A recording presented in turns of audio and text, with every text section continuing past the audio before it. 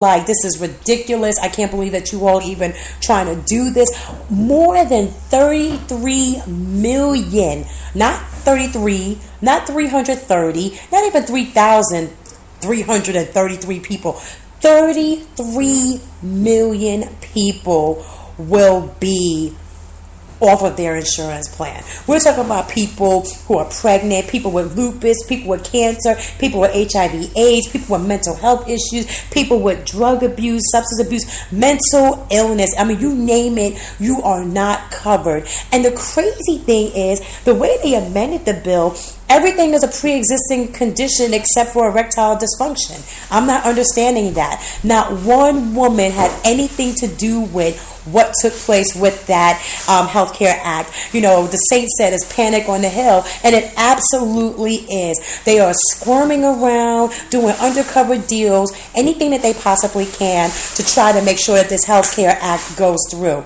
And what's worse about it is their constituents in their particular areas are telling them, this is not going to work. This is horrible. How dare you even think about, passing this bill? And then what they're doing is they're still passing it. They're not caring what their constituents are saying. They're not caring that people are saying, my aunt, my grandmother, my cousin, my husband, my daughter, my wife is going to die because of what you're trying to do. So what doesn't make sense to most people is, if you know that this is going to hurt people, if you know that this is not going to work, why would you pass it anyway? Why would you take a chance at people's lives like that? Why would you even think about passing something that is going to basically vote you out of your seat next year? Because 2018 is going down. Yeah, the 6th district in Atlanta, they had a little quote-unquote triumph for Trump because they got a Republican in over Ossoff. But the point is, in 2018, you know how many seats are going to be up for grabs? At the end of the day, everybody's pretty much sick and tired of not only the Republicans, but the Democrats are going to have to step their game up. Hey, shout out to you, Ronald Spikes, that's listening. He says, you're so right. They just don't care. And it's crazy. They don't care until it hits home.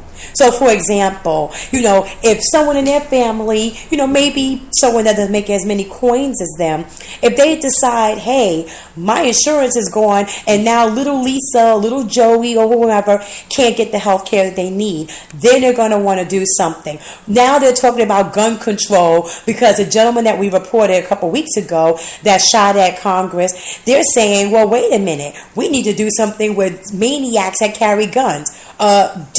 We've been saying this for years. We've been saying this since Sandy Hook. We've been saying this since Charleston. We've been saying this since people have been shooting people for absolutely no reason at all besides mental health. Now, because that gentleman that was shooting at the Republican Senate that was playing basketball, well, actually, they were rehearsing for an upcoming benefit baseball game. Now they want to talk about protection and maintaining, stricter gun laws and such. It's just a shame. Exactly, Ronald. Put them on the same insurance and see what they think. Miraculously, I bet you they'll realize that pre-existing conditions are nothing to play with. For most people, missing medication will be the same thing as not taking medication. And with that happening, you have people that's going to die. I mean, Meals on Wheels, really, Donald? You're going to cut that too? So it's just throw Granny off the cliff. So, I mean, this whole thing is horrible. People are panicking because they don't know what's going to happen with their health. The Senate is panicking because they don't know if their constituents are going to be affected. And the only one is no lip moving McConnell that's like, well, everything's going to be okay. We're going to go on recess and we'll revisit the bill. Truth of the matter is they can't do anything better than what was proposed. And, if you really look at it, I honestly believe that they didn't want Donald Trump in office to do work. I honestly believe that they put Donald J. Trump into office to erase everything that President Obama has done. So They know that Donald Trump is unpredictable. They know that he doesn't care about what people think about him, what people say about him, and what people do around him. So what better puppet master than to have someone dangling their dear puppet, Donald? I mean, think about it. If you really look at what's going on, you have everything that's good and kosher being erased. So they're cutting deals with Cuba. They're not getting into the global warming with Paris. They're cutting off all kinds of craziness that's needed. They're investing in coal all over again. They passed the Dakota pipeline, and now oil is all over the place in their natural water. Things that President Obama would have put his foot down for, these clowns are doing it. Even so much where there was a photo op and your president, number 45, pushed an Italian leader out of the way to get in the front and take pictures. Who does that? So grandiose. It's so sad. So yeah, what's going to end up happening is not good. And I really, really hope that people have an opportunity to keep their health care, and not only keep it, but to make sure that people are safe. I mean, come on. You really need to think about what's going on in the White House. All right. I don't even want to talk about it anymore because I'm so mad at them. Okay. The next thing that I want to talk about is Cosby versus Bob Barker. So we remember Bob Barker, right? Remember from The Price is Right with that little, what do you call it? That little microphone that he used to have in his hand and all that other stuff. Yeah. We need to talk about that.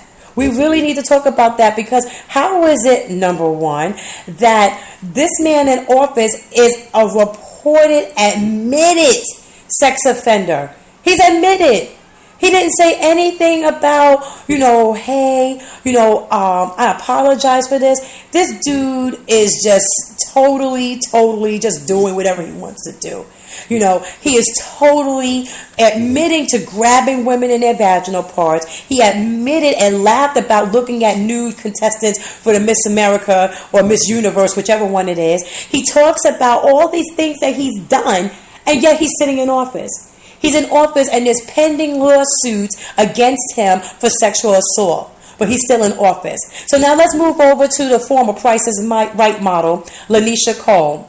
She filed a lawsuit against Bob Barker and alleged wrongful termination and sexual harassment by producers as well as Barker. Now, he retired from the show, but this man has had a string of lawsuits. No one's tarnishing his background, his legacy. No one's saying let's take The Price is Right off because he's known for The Price is Right. No, what's happening is it was brushed under the same way it was brushed under with Donald Trump.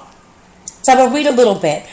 Former Price is Right model Lanisha Cole filed a lawsuit September 7, alleging wrongful termination and sexual harassment by the show's producers. She is in the latest long line of women to lodge similar complaints in the classic game show's history. In the 20-page civil complaint, Cole names producers Michael Richards, Adam Sandler, not the comedian, and other people in the production, as well as Bob Barker. So why aren't we seeing this show ripped off to shreds? Why are we not hearing anything about this? This happened 6 years ago. But I'm not understanding why this is happening. It was even alleged that Bob Barker depicts an institutionalized attitude that allowed the executives to treat the models on the show, male and female, as second-class citizens. Seriously? So he's had several lawsuits filed against him, and the most high profile was model Diane Parkinson, who sued the host in the show in 94 for $8 million, claiming she was forced to have sex with Barker in order to keep her job before she was, quote unquote, wrongfully fired. Now, at first, Barker simply denied the charge, and then his amended statement said he admitted to having a little fling, a consensual sexual relationship with Parkinson for a year and a half. Now, his wife died a little bit after, so they're saying he was a grieving widower. But a judge eventually dismissed the wrongful termination part of the suit, and though he let the sexual harassment charge stand. Parkinson later dropped the lawsuit, citing medical distress and insufficient funds to pay for legal fees. How about that? So you're telling me that we're going to forget all about Bob Barker and all that he's done sexually harassing these women, but yet and still no one is saying anything about what's going on with Cosby. Could it be possible that these people were lying? I mean, and again, please make sure you listen to this disclaimer. And my views do not represent the views of the Four Aces Network or the Miss Optimism Speak show. But how is a victim comfortable about coming forward about what happened to them on the television and or radio for a monetary amount of, I gotta say it, compensation, bribe? Say this and we'll give you this kind of money. You see where I'm going with this? Like, as a victim, the last thing I think, and I know what I've gone through, is to have a news paper or a news channel or a talk show call me and say, hey, we want to talk about what happened to you, a million years ago. Now, though I may be willing to talk about what happened, then ask, well, are you going to pay me to talk about it? That sounds a little crunchy to me. That doesn't sound like a person that is fearing for safety because of what happened. And then what makes it worse is the people that are claiming that Bill sexually harassed them is proven that they came back for more. So explain this to me. If you were raped by somebody, why would you call them 72 times? If you were raped by somebody, why would you arrange to meet with that person for rendezvous over and over and over again? What I believe Bill was guilty of, and it's egregious that he did this, I believe he was guilty of cheating on his wife. I think that the side piece, right? Think about it, these women, the side piece, I believe that they thought that he was going to give them more and or leave Camille. Think about it. So you're going to tell me I took a Quaalude, popped the Benadryl, now I'm freaky all over the place, hanging from chandeliers and landing on spot, and I'm going to come back to you even though I feel like I was raped? I don't think so. I think that they believed that he was going to leave Camille for them, or the money train ended. Hey, if you don't do such and such, I'm going to tell her what happened. Okay, I'll pay you $10,000 a month, $5,000 a month. And I think the money train ended. I think that it was a situation where it was nothing but jump off consensual sex, unfortunately, and it went wrong. And when I say it went wrong, not meaning it turned into a rape, it went wrong because the outcome wasn't what the quote-unquote victims have gone through. They even had a poll, and they said victims seldom accept monetary compensation to talk. If they tell their story, they're telling it to prevent another man and or woman from going through what they've been through. Ronald Spike says there seems to be a problem with money and power. Absolutely. Absolutely, Ron. It's seriously money and power. Bill became very wealthy, very powerful, prolific, for a lack of better words. So much so that colleges was throwing his name all over the place. His statue was at his alma mater at Temple. The Q Dogs stock went up even more. I mean, a whole bunch of things happened when Bill Cosby really blew up. With Fat Albert and Bill Cosby himself, and then the Cosby Show, then A Different World. This is exactly what is wrong with people. They see a little bit of money, they see a little bit of celebrity status, and voila, boom, recipe for instant stardom. That's not right when you're playing with people's lives. Now, if Bill is guilty of rape, absolutely, he needs to be held accountable. But all the stories are consistent. I've been following it since beginning. Oh, so-and-so gave me money to say this. Really? Well, why aren't you in jail for lying? And one woman in particular, she is now engaged or maybe even married. I think it was Beverly Johnson, married to a sex offender.